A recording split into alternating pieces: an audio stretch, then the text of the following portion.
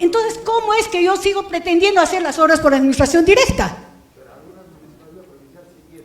No, pero yo le aseguro, disculpe, yo le aseguro, a ver, tú no tienes obreros, tú contratas obreros.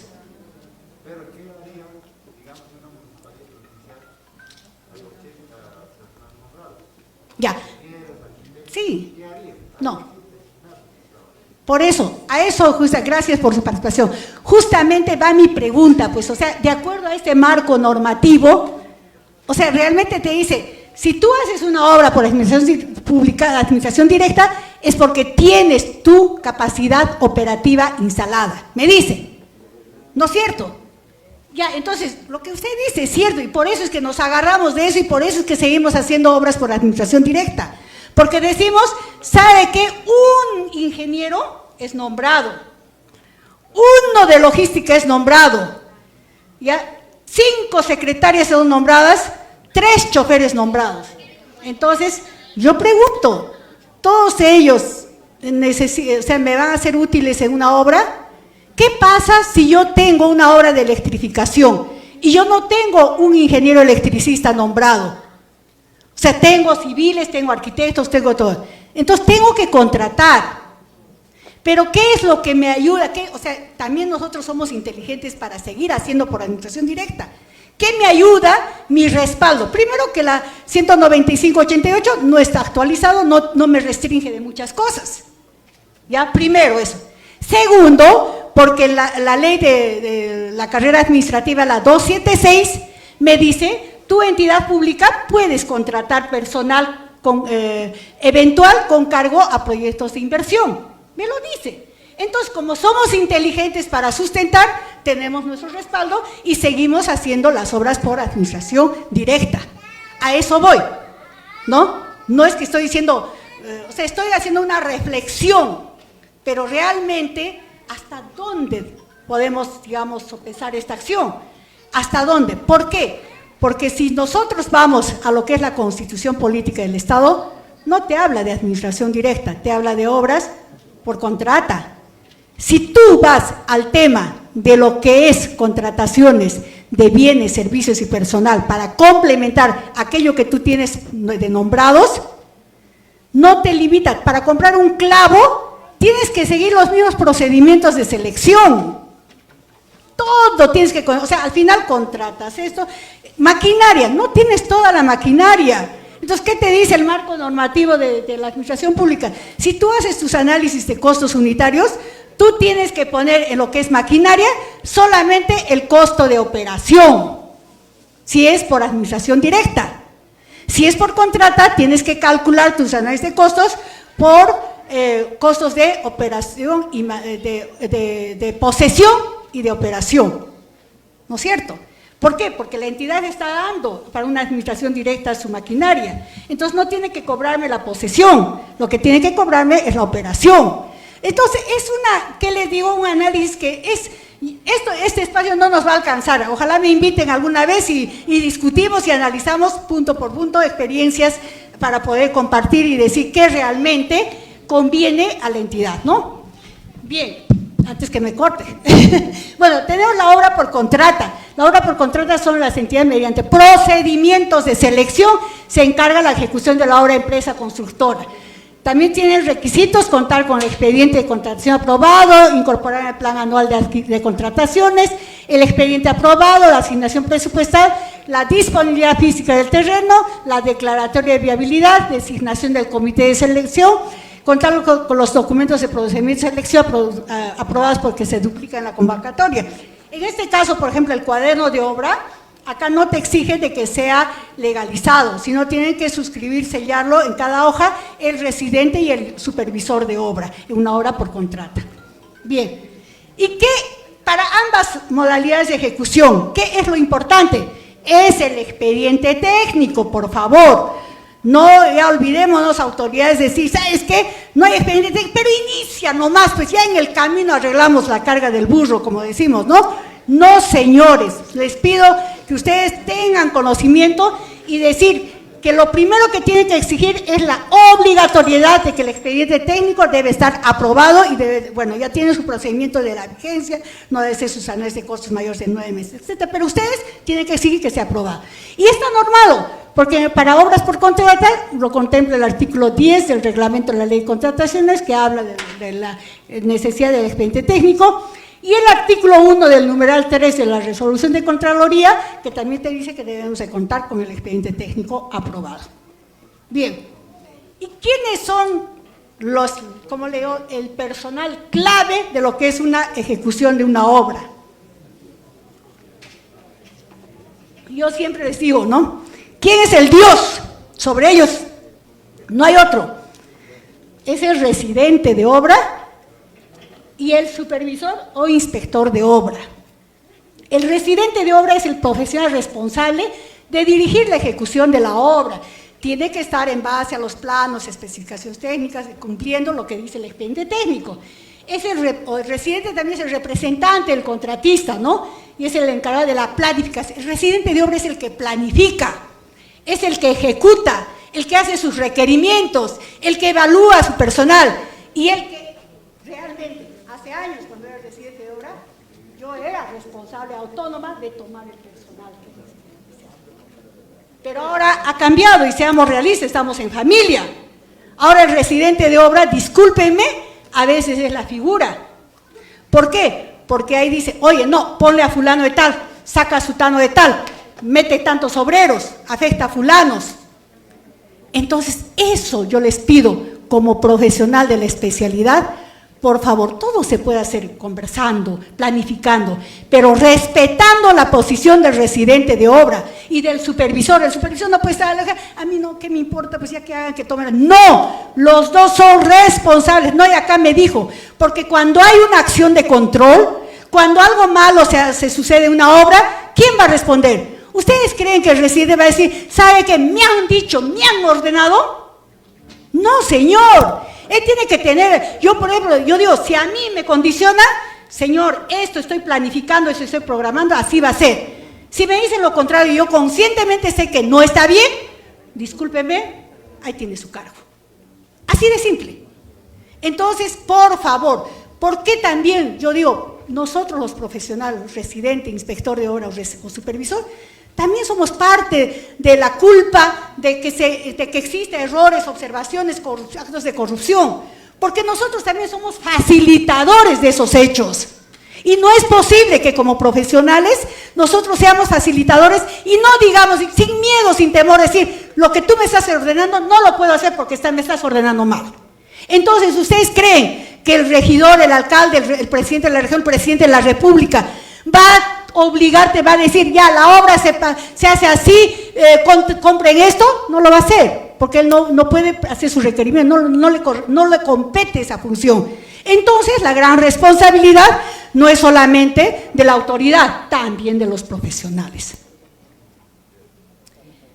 Permítanme en este espacio y con todo respeto, dar alcance a algunas recomendaciones que nacen de un poco de mi diario vivir en lo que es mi profesión, que espero que ustedes lo puedan tomar en cuenta y de repente algo de esto se pueda sacar para que en este importante Congreso Nacional de Regidores y Alcaldes a nivel nacional puedan ser la voz, el eco de algunos cambios que debemos de tener en lo que es la verdadera descentralización. No podemos hablar de una descentralización, decir, este ministerio se va allá, o aquel fulano se va allá, o esta obra o este presupuesto. No, señores, nosotros nos regimos en un marco normativo. Si el marco normativo, la ley de contrataciones del Estado, las leyes laborales, etcétera, etcétera, no cambia, la ley del INVIERTE-P, no se descentraliza, ¿cómo yo puedo medir con la misma vara, con la misma medida, al desarrollo, a la organización, a la formación misma de una comunidad, de una población pequeña, con un marco normativo que es pues a medida de lo más grande? Entonces, yo voy a leer esto y les voy a dar algunos alcances de manera verbal como experiencia para que ustedes puedan tomar en cuenta, ¿no? El desarrollo de un país, de una región, de una provincia o de un distrito debe estar basado en un proceso de planificación. es decir, que responda a las necesidades reales de la población. Además, debe ser participativa, toda vez que los únicos que saben sus problemas y plantean las prioridades son los pobladores. Las instituciones de nivel regional, provincial y distrital tienen la obligación de canalizar y atender los requerimientos de la población, previa aplicación de técnicas, metodologías, procedimientos y estrategias adecuadas, dentro de ello, la programación y ejecución de inversiones. Las instancias del Estado, instituciones como gobiernos regionales, locales, tienen la competencia de evaluar el programa multianual de inversiones para contrastar la programación con la realidad y la obtención de resultados en un determinado periodo, corto, mediano y largos plazos. Y si es que fuera necesario, reprogramar priorizando las inversiones que permitan alcanzar la satisfacción de las necesidades de la población. Eso es una labor que ustedes lo deben de hacer. Priorizar la conclusión de obras paralizadas y en proceso de liquidación, realizando un saneamiento de la cartera de inversiones de la entidad. Yo les pido, por favor, que dejando de egoísmos, dejando de apetitos personales, de lo que sea, este punto es muy importante. Revisen y saneen vuestra cartera de inversiones.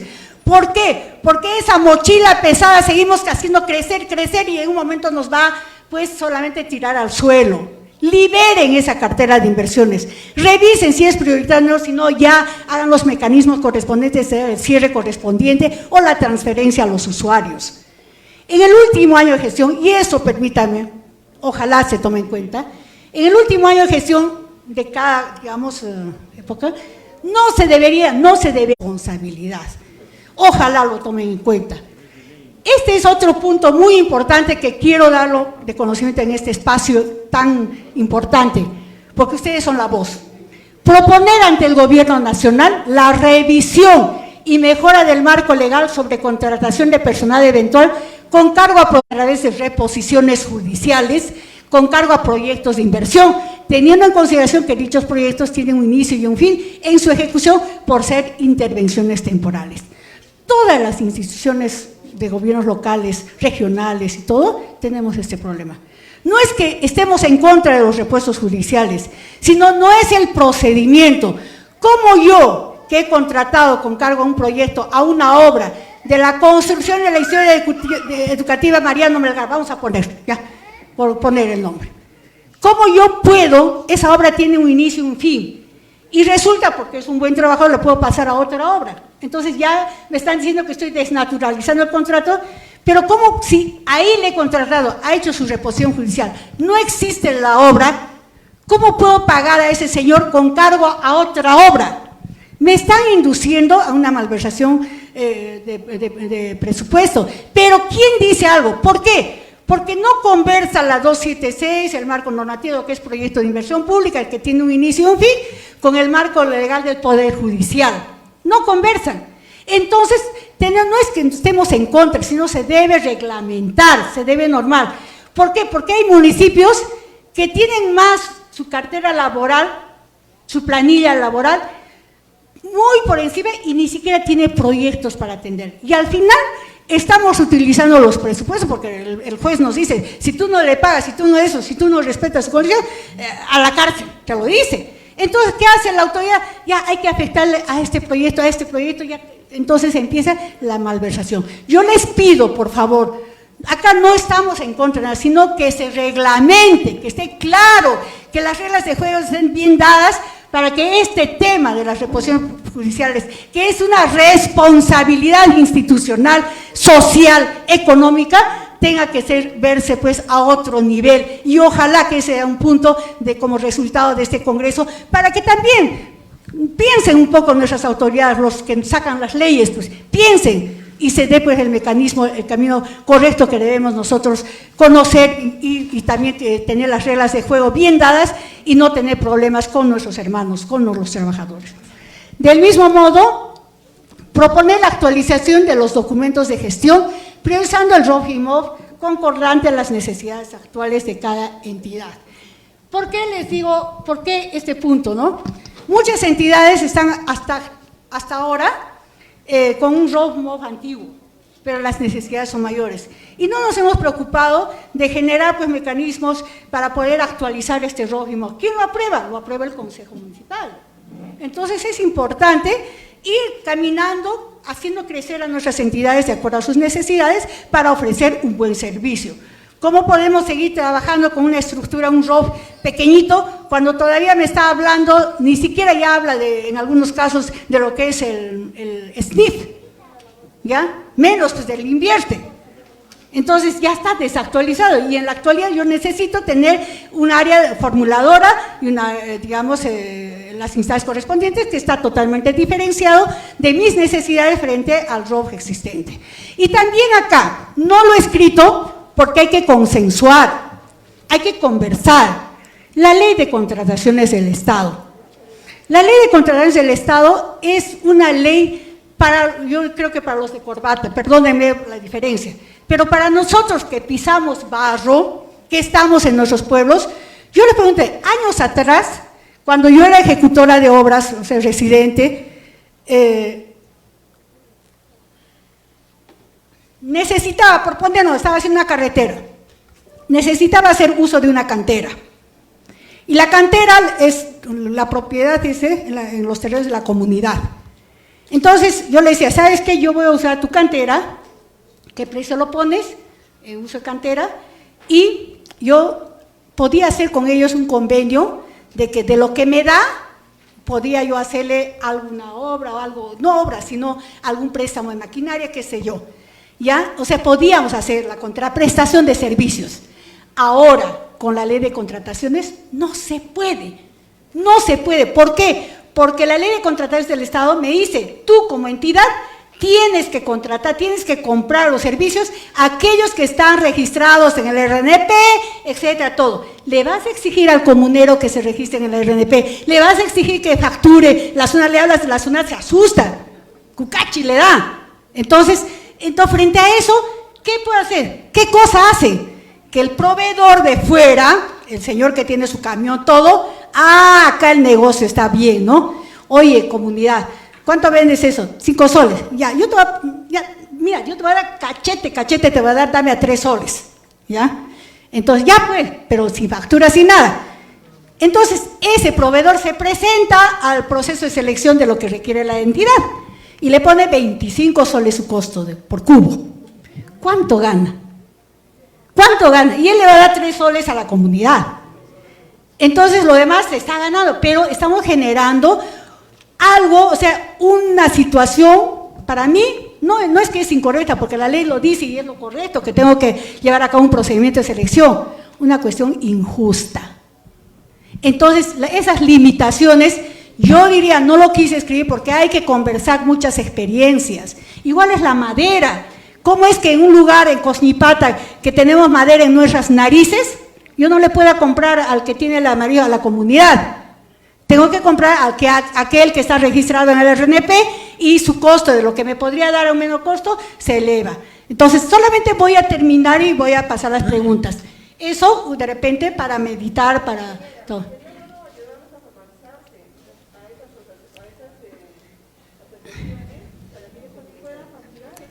Ya, yo le digo, señora Linda, disculpe, yo he intentado hacer eso. Yo he intentado que se formalicen. Ellos tienen miedo a girar facturas a la SUNAT.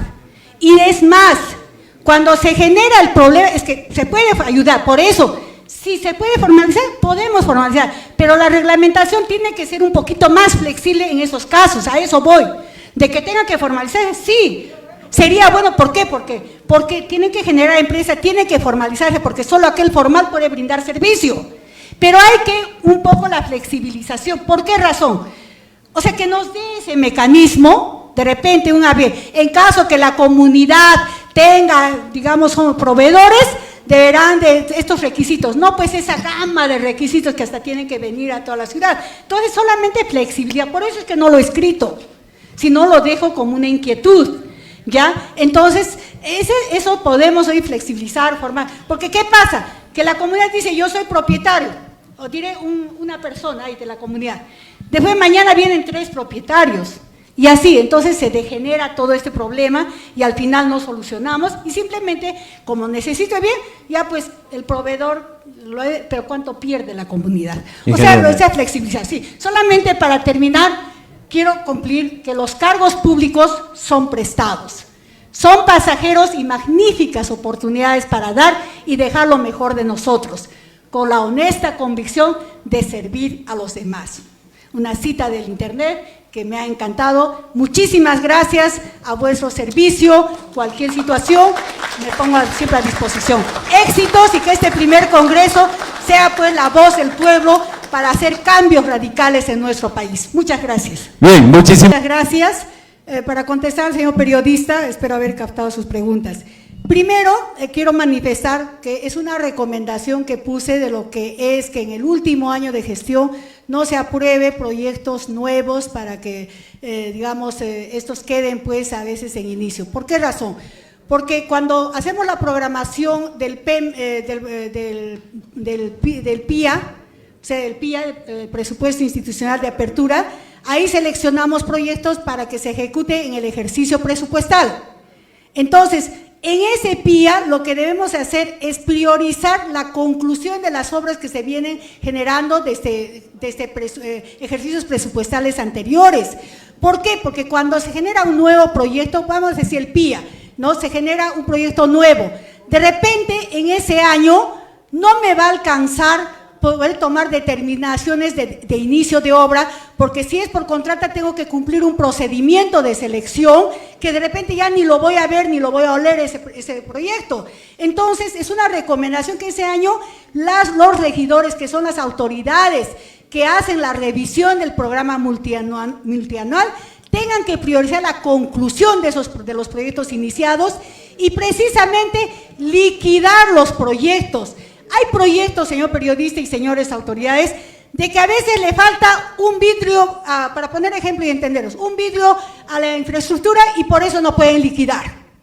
Entonces, ¿qué hacer? ¿Ese vidrio es un adicional o no? Entonces tengo que sentarme con el ejecutor y decir, ¿por qué no puedes poner el vidrio para poder liquidar? Entonces, ese espacio me ayuda pues a priorizar esa liquidación. ¿Y esa liquidación a qué me conlleva? Al cierre del proyecto.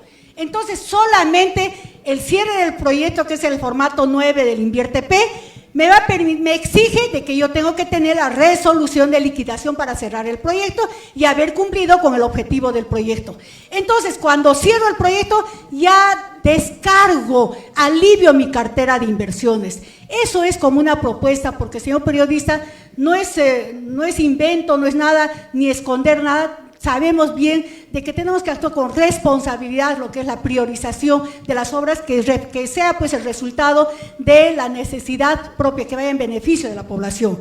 Ahora bien, en lo que es las contrataciones, creo que le he contestado con todo esto, todo el procedimiento de contratación.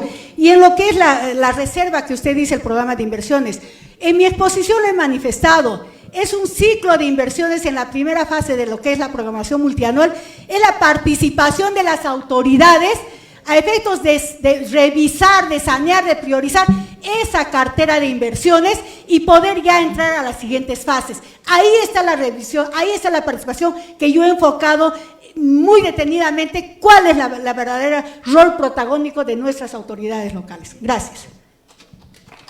El regidor de la Municipalidad Provincial de Ascope, mi nombre es Jorge Ávila Valderrama.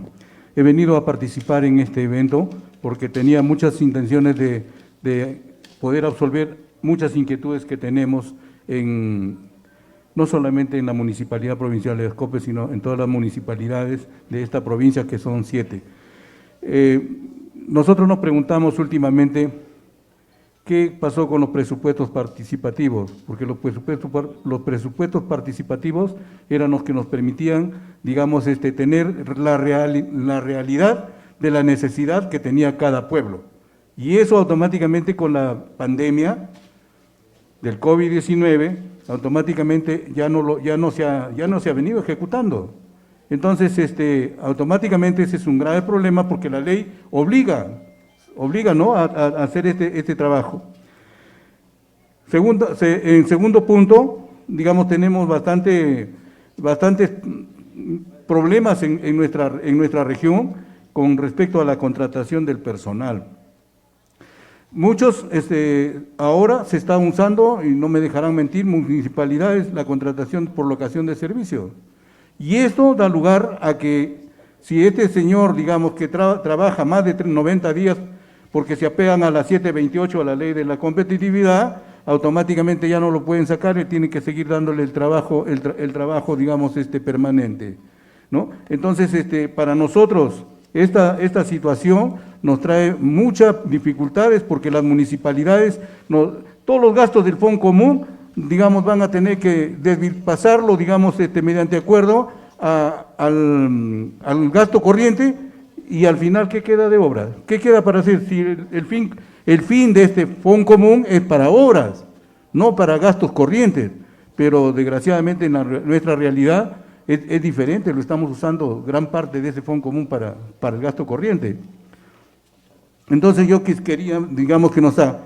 Y otra, digamos, pregunta muy expresa, lo he escuchado a usted, ingeniera Nelly, que nos habla, digamos, de los proyectos, de la ejecución de los proyectos.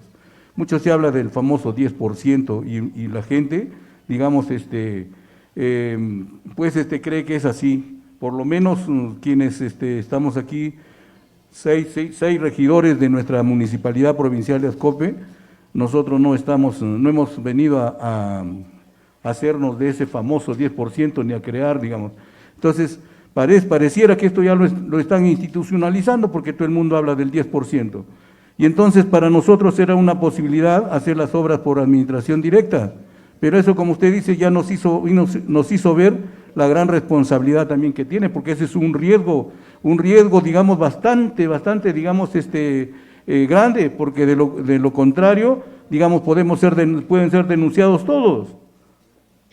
¿Por qué? Porque ¿quién no sabe que un trabajador, digamos, que está trabajando en una obra, dice, mientras más tenga tiempo, más voy a trabajar, pero el proyecto que decía que era 1 millón de soles, si usted, digamos, no lo termina en el tiempo, automáticamente ya fue.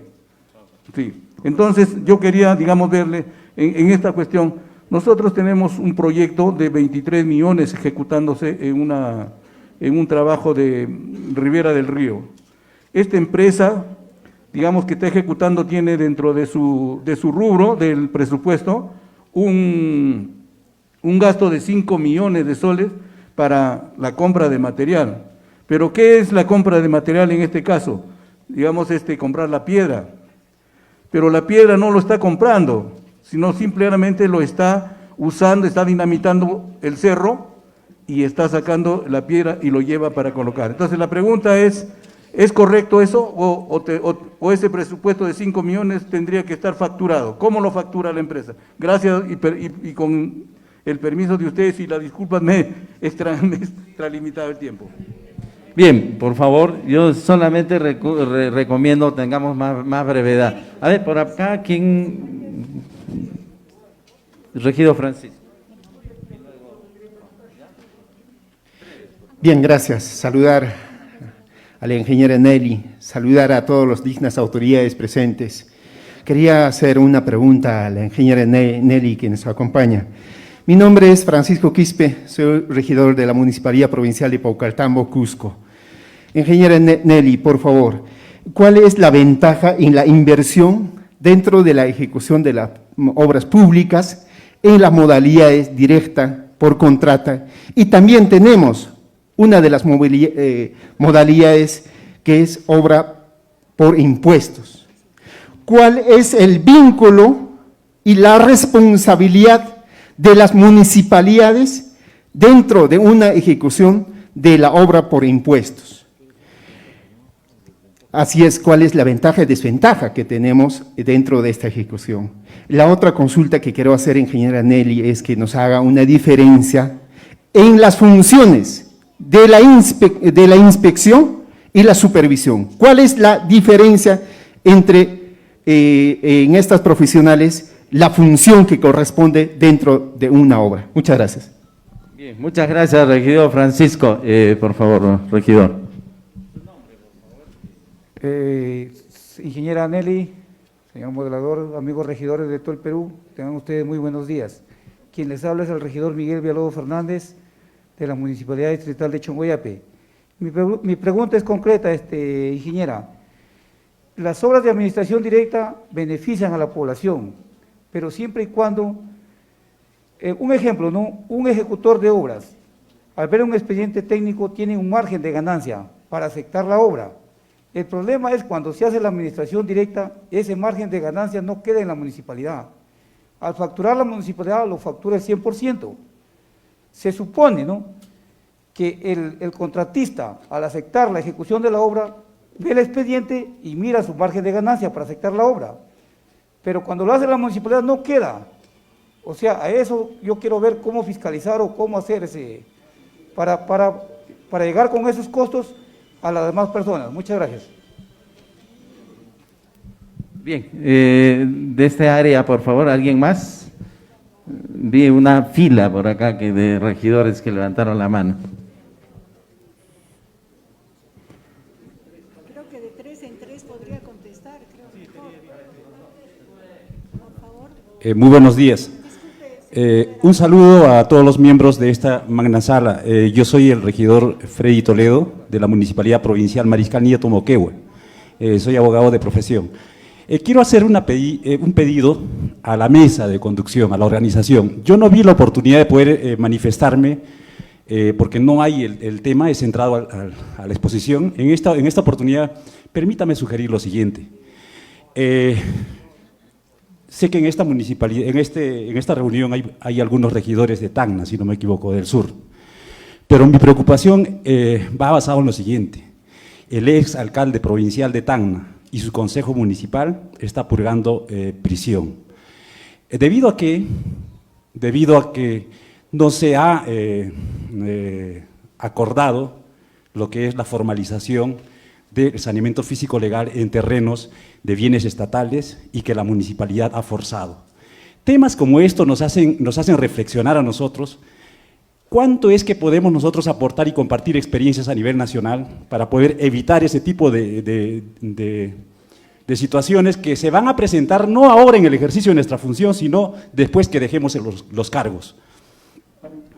Tenemos el novísimo, la ley, si no me equivoco, es la 31.298, sobre la eliminación que acaba de mencionar mi colega regidor de las locaciones de servicio. Este es vigente desde el mes de julio pasado, hace un mes y medio. Las entidades están prohibidas de contratar locadores de servicio o prestaciones de servicio que tenemos en todas las municipalidades y es la mayor carga laboral.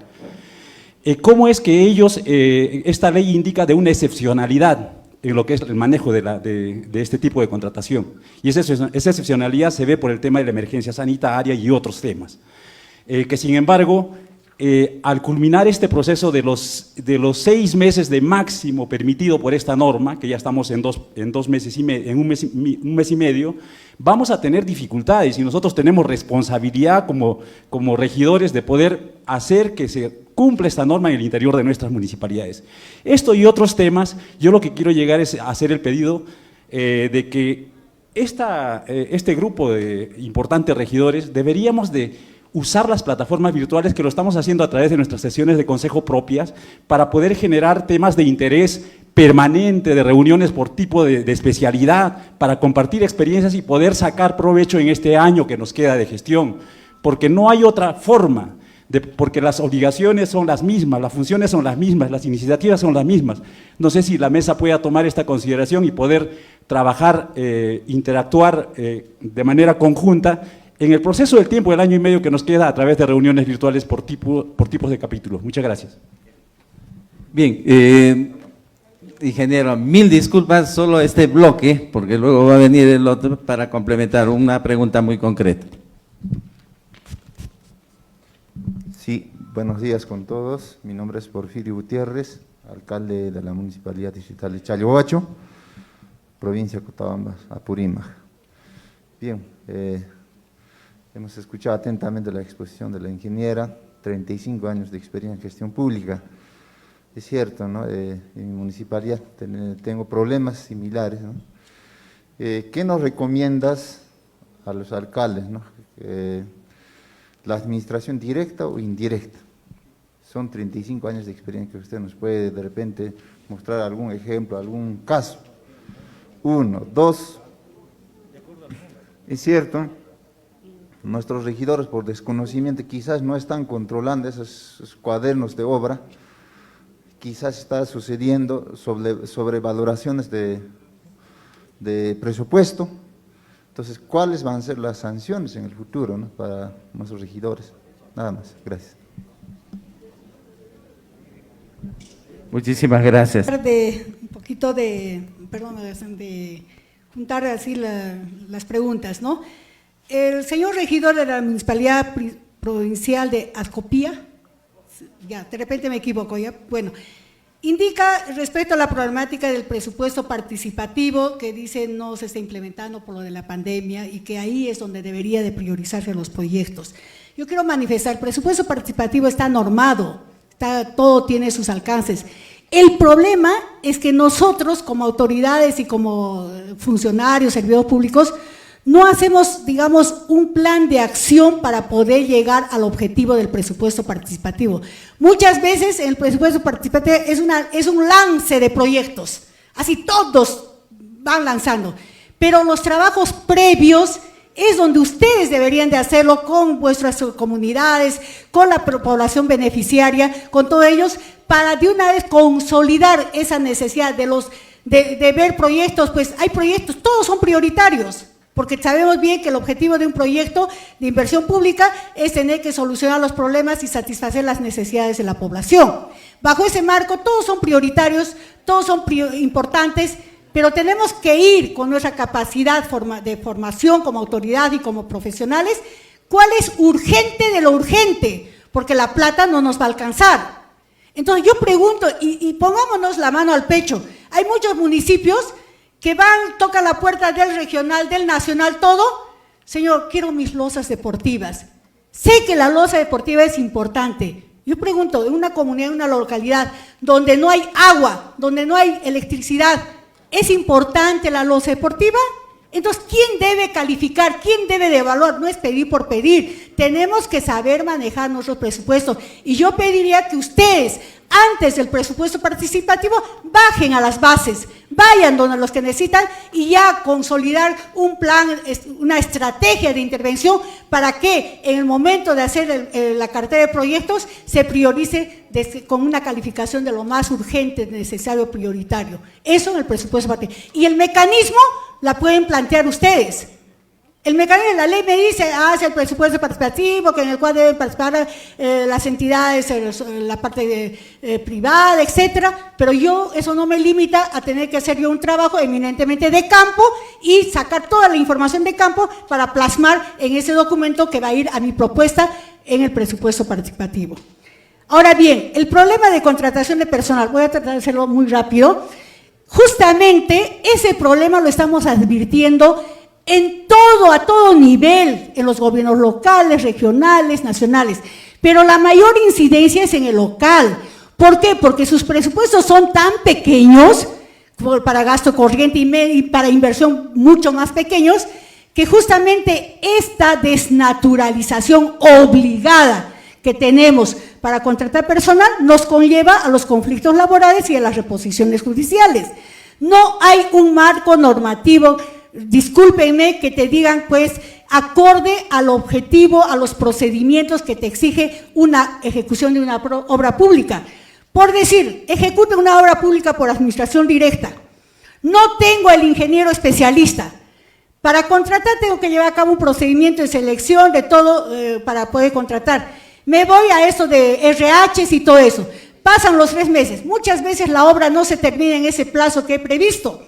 Se alarga. Entonces, cumpliendo lo que es la ley, tendría que decirle, váyase ingeniero porque ya tu contrato y ya pues la obra no me importa, si no voy a desnaturalizar. No, entonces, ¿qué hacemos nosotros? Tenemos que ampliarle ese contrato para que continúe y culmine la obra y ya se desnaturaliza. Por eso que mi propuesta, por favor, tómenlo en cuenta, eso tienen que discutirlo, no acá, sino a otros niveles. Lleven, ahí están los congresistas, ahí está el gobierno nacional, que se preocupen y hacernos un marco normativo que todos nos alineemos a ese marco normativo y no tengamos problemas de esta naturaleza, que solamente nos genera problemas y después a lo que es malversaciones de fondos en lo que es ejecución de obras públicas. Respecto… Por eso, o sea, no todo está en el ROF, pues justamente por eso mi otro aporte era que tenemos que actualizar el ROF. Bien, respecto a lo que dice los proyectos o sea, es toda una gama con documentos de gestión que hay que actualizarlo, pero esa es una propuesta que hay que verlo a otro nivel, a mayor profundidad, hay que discutirle. La idea general está dada, como general. Bien, en lo que es los proyectos, me hablan en términos generales, señor regidor, habla de este 10%. Yo quiero entender ese 10%, son las coimas y los actos de corrupción. A eso me parece que se refería. Yo quiero poner algo en claro, y me voy a parar para decirlo. La ejecución de obras públicas, el éxito de la ejecución de una obra pública, no depende de la modalidad de ejecución, depende de quienes lo ejecutan. Depende de quienes lo ejecutan. Así de simple. Yo, ¿cómo puedo garantizar, si es una obra por administración directa, que los responsables o alguien más esté trabajando, digamos, a oscuras por un beneficio propio? ¿Cómo puedo demostrar o garantizar o sancionar si un contratista le está dando a alguien específico a oscuras porque lamentablemente la corrupción no factura, no gira facturas? Entonces, depende de quienes lo ejecutan.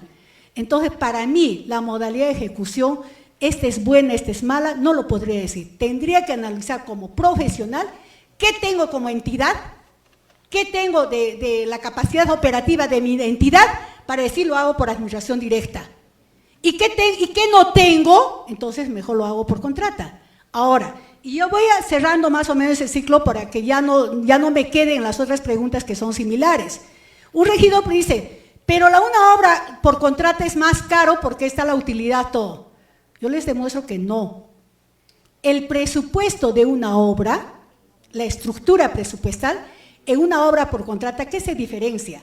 Que en una obra por administración directa, el análisis de costos unitarios de los insumos, yo considero incluido el IGB, para entendernos. Una obra por administración directa, el cemento es la partida de concreto 210, ¿ya? Número de bolsas, su rendimiento. ¿Cuál es el precio? Yo, para administración directa, tengo que ponerle el cemento que me cuesta, incluido el IGB, en el análisis de costos unitarios. ¿Y qué hago en una obra por contrata?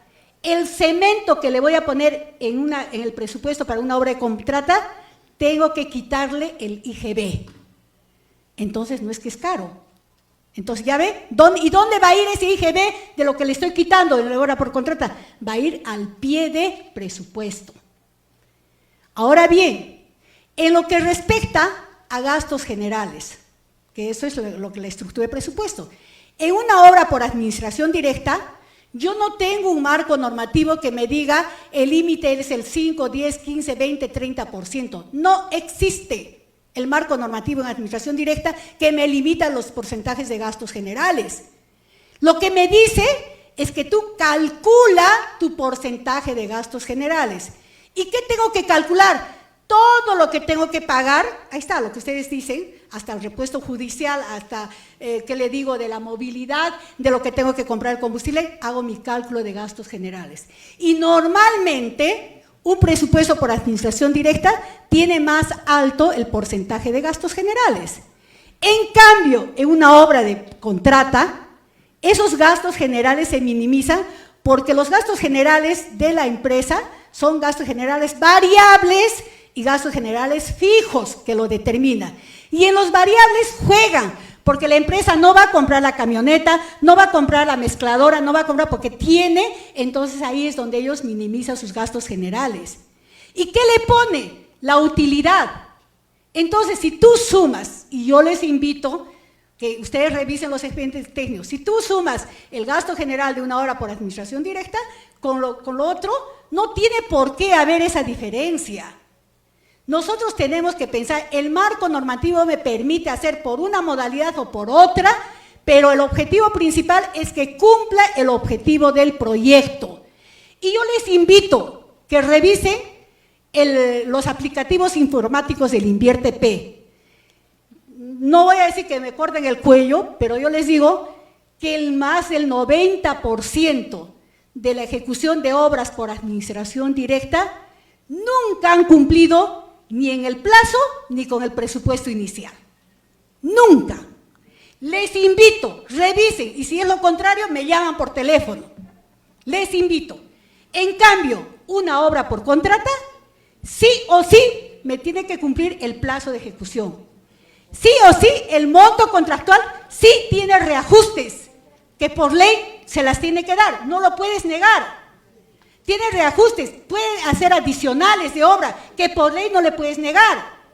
Pero se cumple, o sea, no me puede ir más allá, porque si su presupuesto, si su adicional supera el 15%, sé que tiene que ir a la Contraloría. Entonces, no es que tengamos miedo, yo también tenía ese shift de antes, de que administración directa, yo juro, y he hecho obras por administración directa, y en aquellos años, le digo, sí cumplíamos las obras por administración directa en los plazos y con el presupuesto previsto, en aquellos años.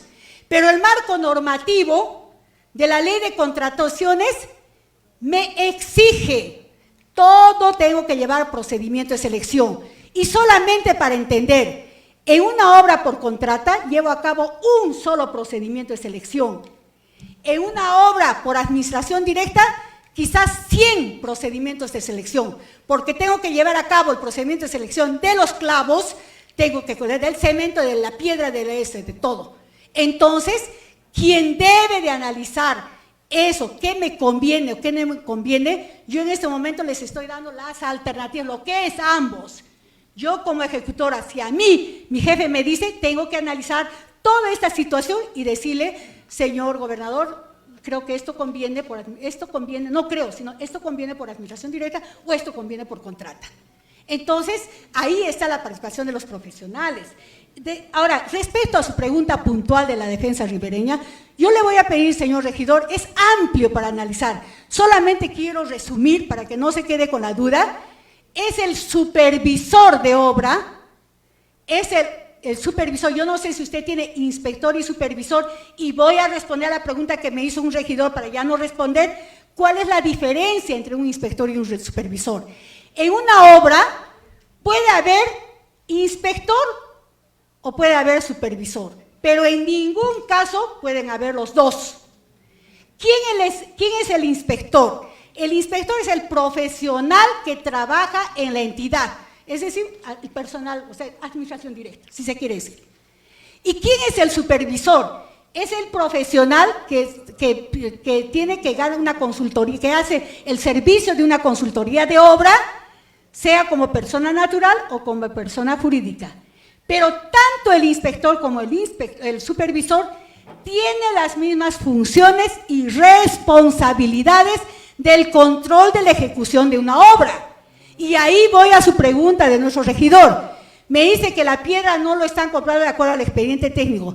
¿Quién debe de decirle eso? Su supervisor. El supervisor tendrá que decir, en este expediente técnico estaba previsto que usted compre la piedra y usted me está dando así. Señor, usted está utilizando otros insumos, le voy a hacer un deductivo vinculante y le voy a pagar lo que realmente está ejecutando, un deductivo vinculante. Entonces, es el supervisor el que tiene que tomar las decisiones de decir que, ¿por qué? Porque el supervisor tiene que controlarme todo el procedimiento de los actos contractuales. O sea, si tiene que revisar lo que es el contrato, tiene que revisar las bases, los términos de referencia. Y en el expediente técnico hay una prelación de ejecución. Si en el plano del expediente técnico me dice una cosa, las especificaciones otra, digamos el análisis de costo del presupuesto otro, ¿cuál es lo que prevalece? Primero tengo que ver qué dice el plano, lo que manda el plano vale. Si no está en el plano, ¿qué dicen las especificaciones? Si no están las especificaciones, ¿qué dice la memoria descriptiva? Y si no está, ¿qué dice el presupuesto? Es la prelación, y eso lo tiene que manejar ese profesional. Bien, el regidor de Paucartambo, igual las ventajas y desventajas, creo que lo he dicho bien claro, eso yo le digo, vuelvo a repetir, todo proyecto de inversión tiene que cumplir su finalidad y objetivo del servicio al pueblo en las condiciones técnicas y económicas y en el plazo previsto. Y la modalidad, qué es bueno, qué es malo, cada quien tiene que analizar de acuerdo a lo que tiene, digamos, su equipo técnico, sus posibilidades de contrataciones, etcétera. Ambas modalidades son las que están normadas, reglamentadas y por tanto ambas son buenas. No podemos decir que son malas, porque si fueran malas no estaría en la ley, sino quienes lo hacen malas somos nosotros. Bien, hemos hablado de lo que es solamente de lo que es obras por impuesto, que es la pregunta de nuestro regidor, diferenciado, creo que el otro tema ya está contestado. Las obras de impuesto es otra modalidad de ejecución de obras, ¿no? Pero acá, ¿qué pasa? Tiene su propia reglamentación, por eso no está incluido acá, no es con recursos propios del Estado, ¿no? ¿Por qué? Porque tiene un marco normativo diferenciado, porque ahí la entidad invita a los, digamos, a las empresas para que con cargo a sus impuestos generales de ley puedan ejecutar la obra. Y la condicionante es que la empresa que quiere hacer, o sea, que representa, que el facilitador, no siempre respeta el perfil, siempre lo modifica, no, ese perfil lo han hecho muy bajo, sus costos están muy bajos, lo reactualizo, actualizo el expediente técnico y le digo, ya, esta obra te lo voy a hacer por tanto. ¿Cuál es la diferencia? Que en ese momento el municipio no desembolsa, el gobierno regional no desembolsa, el gobierno no desembolsa. Quien pone la plata es la empresa. Pero después, ¿a quién le recae? Simplemente reduce sus impuestos. Y al final, ¿los impuestos de quién es? Es del pueblo. Entonces, ahí también hay que analizar cuán conveniente es hacer esas obras. Para mí es, por cualquier lado, que se hagan las obras. ¿Por qué? Porque tenemos tanta necesidad en los pueblos y no podemos ser cortos, egoístas, de decir, yo no lo hago por esta modalidad o por esta metodología. ¿Por qué? Porque después de aquí, 50 años, de repente, el Estado no lo va a poder hacer. Pero de repente esa empresa sí lo hace por obras por impuestos y ya estoy solucionando un problema con la inmediatez del caso que se requiere. Entonces, todo eso es por eso, vuelvo a repetir, la planificación. Tenemos que planificar todas estas variables que se nos presentan. Bien, respecto a la municipalidad de Chogoyape, igual, obras por administración directa o beneficia a la población y al contratista, que obras por contrato al contratista. Les he hecho bien clara la exposición, el beneficio de una obra pública es para la población, sea cual fuera la modalidad. Solamente hay que hacer un control, una supervisión, o sea, un seguimiento, un monitoreo y una fiscalización por parte de ustedes, porque para que la obra cumpla el objetivo, sea cual fuera la modalidad.